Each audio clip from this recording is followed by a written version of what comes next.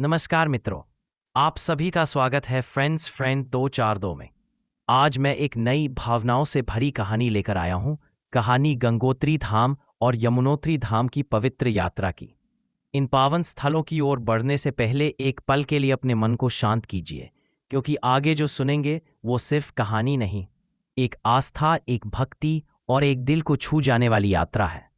तो आइए धीमे धीमे कदम बढ़ाते हैं ऊंचे ऊंचे हिमालय की गलियों में, जहां हर हवा में भक्ति है और हर कदम में माँ गंगा और माँ यमुना का आशीर्वाद। चलिए शुरू करते हैं। हिमालय की ऊंची चोटियों के बीच एक शांत और दिव्य स्थान था, गंगोत्री। कहते हैं कि युगों पहले राजा भगीरथ ने अपने पूर्वजों की मुक्ति के लिए कठोर तप किया।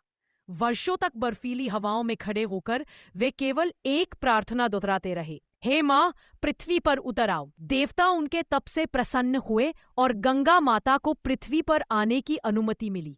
लेकिन एक समस्या थी, गंगा का वेग इतना प्रचंड था कि वह पृथ्वी को बहा सकती थी।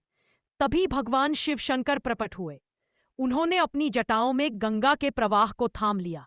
जब शिव की जटाओं से गंगा धीरे धीरे पृथ्वी पर उतरी, तो पहली बार जिस स्थान को उसने स्पर्श किया वह बना गंगोत्री। समय बीतता गया और जहां गंगा के पृथ्वी पर अवतरण का चिन्ह था, वहां ऋषि मुनियों ने एक छोटा सा गंगा मंदिर बनाया। बाद में 18वीं शताब्दी में गुरु गोरखनाथ और जनरल अमर सिंह थापा ने उस स्थान पर भव्य गंगोत्री धाम की स्थापना करवाई।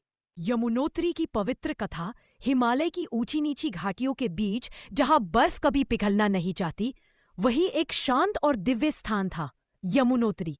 यही वह जगह है जहां से मां यमुना की पवित्र धारा की शुरुआत होती है। प्राचीन समय में सूर्यदेव की पुत्री यमुना और उनके भाई यमराज एक दूसरे से अत्यंत प्रेम करते थे। कहते हैं कि यमुना ने अपने भाई से वचन लिया था कि जो मनुष्य श्रद्धा से उसकी पूजा करेगा, उसे मृत्यु का भय नहीं सताएगा। इसी प्रेम के कारण यमुना को मुक्ति देने वाली नदी भी कहा जाता है।